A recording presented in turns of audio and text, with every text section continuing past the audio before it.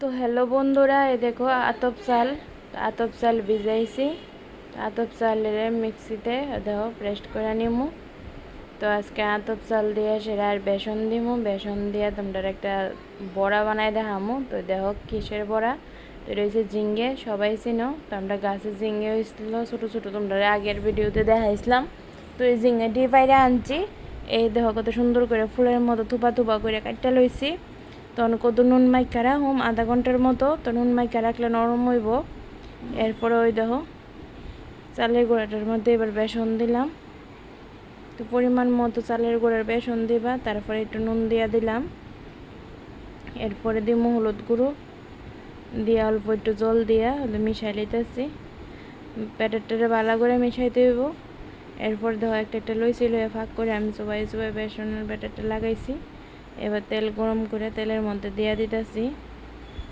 তো তেলটা ভালো করে গরম করিয়ে দিবা, একটু ডুবন্ত তেল লাগবো। আর চুলার আঁচটা একবারে কমায়া রান্না করবা, কারণ ঝিঙের বড়া হইতে একটু সময় লাগে। ভিতরে তো জল, তো জল টানতে একটু সময় লাগে। এরপরে দেখো সবটি বড়া যে কাটতে রাখছিলাম আমি দিয়া দিয়েছি বেসনও এক এক কয়টা কড়ার মধ্যে দিয়া দিমু। অর্ধেক ভাজ্যা রাখছি, তারপরে আবার দিতেছি। এই দেখো টকবক টকবক করে তেলের মধ্যে ফুটতেছে।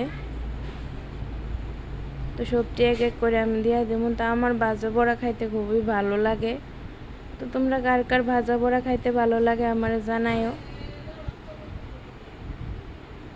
দেখলে লোভ লাগে, তো খাইতে তো ভালো লাগবেই।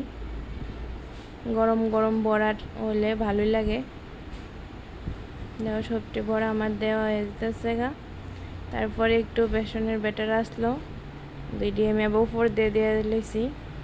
তো উপর একটু দেখা যেতেছে যে একটু কম হয়েছে ব্যাটারটা, এদিকে সবটির মধ্যে দিয়ে দিছি। এরপরে দেখো লাল লাল করে ভাজা তুলতেছি, কয়েকটা শুকনো মরিচও ভাজি। তো ওই দেখো ফাইনালি আমার বড়া হয়ে গেছে গা। তো আশা করি ভিডিওটা তোমাদের ভালো লাগছে।